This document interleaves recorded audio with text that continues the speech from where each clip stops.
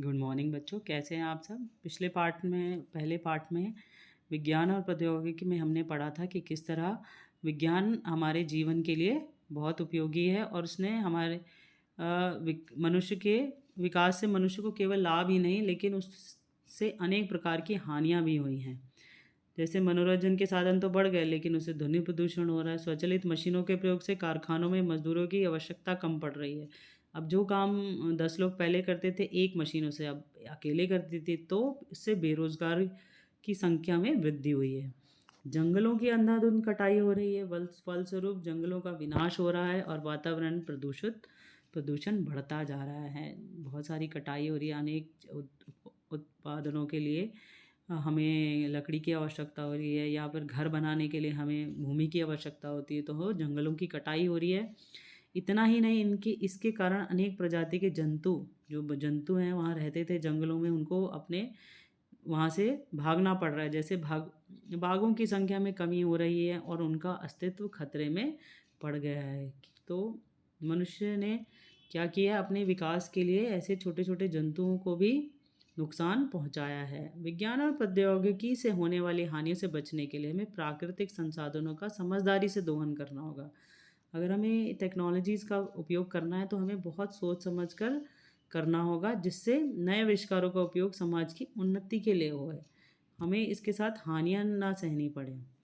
विज्ञान के नियम एवं सिद्धांतों के प्रयोग से कार्यों को सरल बनाना ही प्रौद्योगिकी है। विज्ञान और प्रौद्योगिकी एक दूसरे पर आश्रित हैं, ये भी पता है आपको। कृषि के क्षेत्र में आशातीत वृद्धि को हरित क्रांति कहते हैं। अब चलिए प्रश्न नंबर 1 करते हैं। निम्नलिखित प्रश्न में सही विकल्प छाड़कर अपनी अभ्यास पुस्तिका में लिखिए। पहला है बेटा, डैश द्वारा मस्तिष्क की जांच होती है। तो एक्सरे द्वारा तो बॉडी के हड्डियों की जांच होती है, अल्ट्रासाउंड द्वारा अंदर से मशीन द्वारा देखा जाता है। अब स्कैनर है जिससे मस्तिष्क की जांच होती है। दैनिक जीवन में उपयोगी क्या है? केवल विज्ञान, केवल प्रौद्योगिकी नहीं, विज्ञान और प्रौद्योगिकी दोनों ही उपयोगी हैं हमारे लिए। टेलीफोन लाइन की सहायता से जुड़े कंप्यूटरों के नेटवर्क को क्या कहते हैं? इंटरनेट कहते हैं। मृदा प्रदूषण से कम होती है उर्वरा शक्ति, जो मृदा की उर्वरा शक्ति है वो कम हो जाती है। रिक्त स्थानों की पूर्ति कीजिए। डैश द्वारा शरीर के अंदर के भागों की जांच होती है, इसे कहते हैं एंडोस्कोपी। एंडोस्कोपी में एक छोटा सा पाइप कैमरा एक छोटे से पाइप द्वारा शरीर के अंदर भेजा जाता है, जिससे अंदर की संरचना का पता चलता है या अंदर वाले रोगों का पता चलता है। डैश डैश और खाली स्थान मनोरंजन के साधन है। टीवी है, फ़ोन है, कंप्यूटर है, ये सब मनोरंजन के साधन हैं। ठेकुली रहट किसके हैं? सिंचाई के पारंपरिक साधन है। बहुत समय पहले इनका प्रयोग सिंचाई के लिए किया जाता था। अब देखिए, मिलान करना है आपको स्तंभ क का स्तंभ ख के साथ। ईमेल क्या होता है बच्चों? ईमेल कंप्यूटर आधारित संचार की युक्ति, यानी जनसंचार करते हैं, हम अपनी बात को इधर से उधर पहुंचाते हैं। कृत्रिम उपग्रह कौन कौन से हैं? ये हैं दूरसंचार व्यवस्था। पृथ्वी, अग्नि और त्रिशूल क्या है? मिसाइलें हैं। अब है एलपीजी, क्या है? खाना पकाने की गैस। प्रश्न नंबर 4, प्रौद्योगिकी का क्या अर्थ है? बेटा मैं आपको बुक में टिक कराऊंगी, चैप्टर में आप वहीं से आंसर लिखेंगे। कोई भी किसी की कॉपी से आंसर देखकर नहीं लिखेगा, इसमें बहुत सारी गलतियां होती हैं, इसलिए आप किताब से ही आंसर्स लिखेंगे। प्रौद्योगिकी का क्या अर्थ है? प्रौद्योगिकी का अर्थ देखिए, सबसे पहले पेज पे आ जाइए, पेज नंबर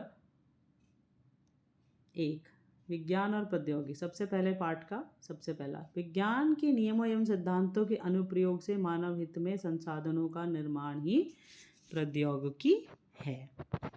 अब प्रश्न नंबर 2 क्या है? प्रश्न नंबर 5 है, विज्ञान और प्रौद्योगिकी का क्या संबंध है? दोनों में आपस में क्या संबंध है?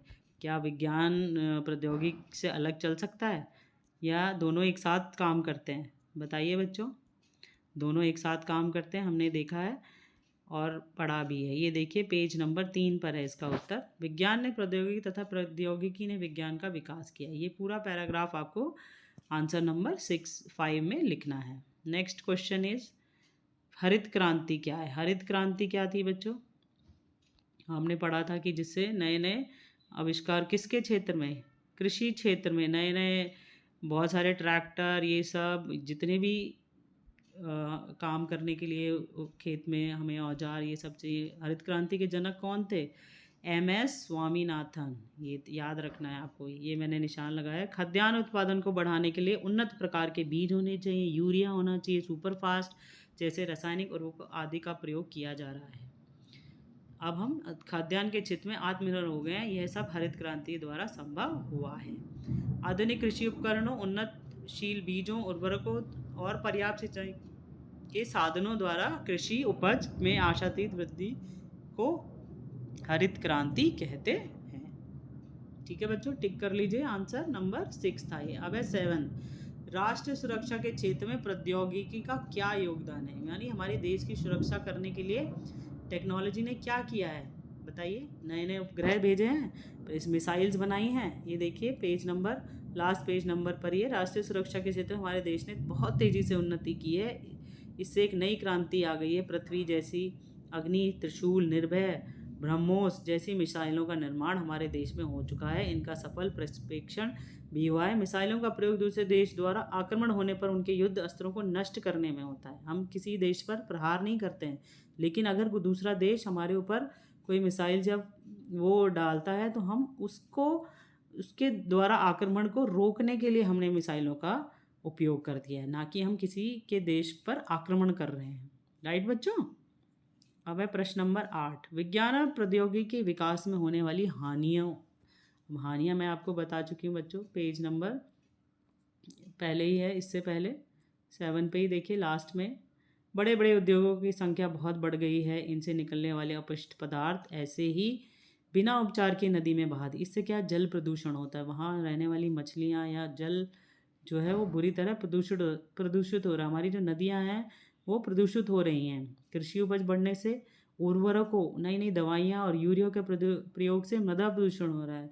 मनोरंजन के साधन बड़े तो हैं, लेकिन उनकी ध्वनि से ध्वनि प्रदूषण हो रहा है। स्वचालित मशीनों से क्या हो रहा है? बेरोजगारी की समस्या आ रही है, जंगलों की कटाई हो रही है, फलस्वरूप जंगलों का विनाश हो रहा है, वातावरण में प्रदूषण बढ़ रहा है। राइट बच्चों, तो ये आपका पार्ट यहाँ पर ख़त्म हो गया है। ध्यान से सभी आपको एक सिंगल पेज वाइट और इधर 1 लाइन वाली कॉपी बनानी है, और जितने भी आप इनसे इस पार्ट से संबंधित चित्र बना सकते हैं वो सब खाली पेज पर बनाइएगा। जैसे आप कार बना सकते हैं, हवाई जहाज़ बना सकते हैं, कंप्यूटर का चित्र बना सकते हैं और ट्रैक्टर बना सकते हैं। कुछ भी जो भी आपको समझ में आ रहा है इस पार्ट में, जितना भी समझ में आया है वो सब आप चित्र के माध्यम से दिखा सकते हैं। बहुत ही साफ राइटिंग में लिखेंगे आराम से। सभी प्रश्नों का उत्तर मैंने आपको दे दिया है। चलिए नेक्स्ट वीडियो में मिलते हैं फिर। धन्यवाद।